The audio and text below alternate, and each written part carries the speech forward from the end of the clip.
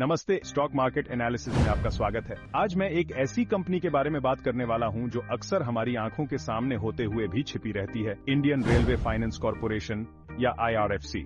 अगर आप एक लॉन्ग टर्म इन्वेस्टर हैं और स्टेबिलिटी और ग्रोथ ढूंढ रहे हैं, IRFC आखिर करती क्या है? इसे इंडियन रेलवेज की फाइनेंशियल बैकबोन समझिए।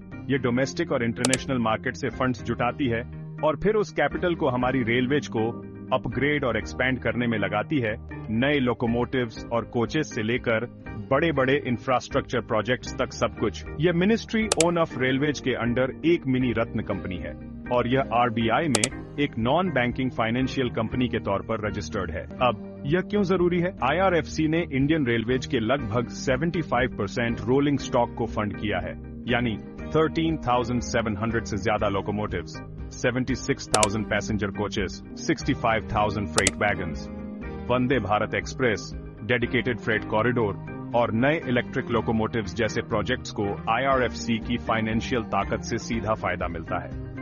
IRFC इंडियन रेलवेज के फ्यूचर में एक अहम प्लेयर है और इसकी भूमिका आने वाले सालों में सिर्फ बढ़ेगी, क्योंकि सरकार का लक्ष्य रेलवे इंफ्रास्ट्रक्चर में 25 लाख करोड़ का बड़ा इन्वेस्टमेंट करना है।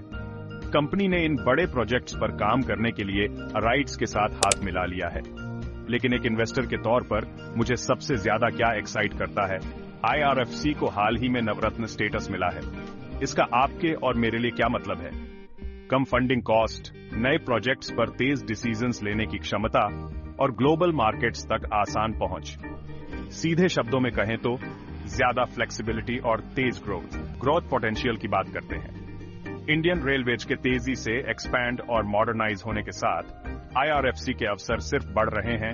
400 नई वंदे भारत ट्रेन्स और 100 नए फ्रेट टर्मिनल्स के लिए फंडिंग सरकार के 86% स्टेक के साथ स्टेबिलिटी और ट्रस्ट की एक भावना है। IRFC के सबसे अट्रैक्टिव पहलुओं में से एक इसका मोनोपोली बिजनेस मॉडल है। यह इंडियन रेलवेज के लिए अकेला फाइनेंसर है, कोई कंपटीशन नहीं, और इसका 100% रेवेन्यू एक सिंगल भरोसेमंद क्लाइंट से आता है। इसका मतलब है कि इसकी इनकम मार्केट के उतार चढ़ाव के बावजूद एकदम स्टेबल है। और अगर आपको डिविडेंड्स पसंद हैं तो IRFC निराश नहीं करती। ये रेगुलर डिविडेंड्स देती है जो अक्सर आपको बैंक फिक्स डिपॉजिट से मिलने वाले से ज्यादा होते हैं। प्लस इसमें टैक्स बेनिफिट्स भी मिलते हैं। तो अगर आप इंडिया की रेलवेज की ग्रोथ में विश्वास करते हैं और आप एक स्टेबल डिविडेंड पेइंग इन्वेस्टमेंट ढूंढ रहे हैं जो देश के इंफ्रास्ट्रक्चर बूम से गहराई से जुड़ा है, तो IRFC निश्चित रूप से करीब से देखने लायक है। याद रखें, ये कोई गेट रिच क्विक स्टॉक नहीं है, लेकिन लॉन्ग टर्म इन्वेस्टर्स के लिए यह स्टेबल वेल्थ क्रिएशन का टिकट हो सकता है।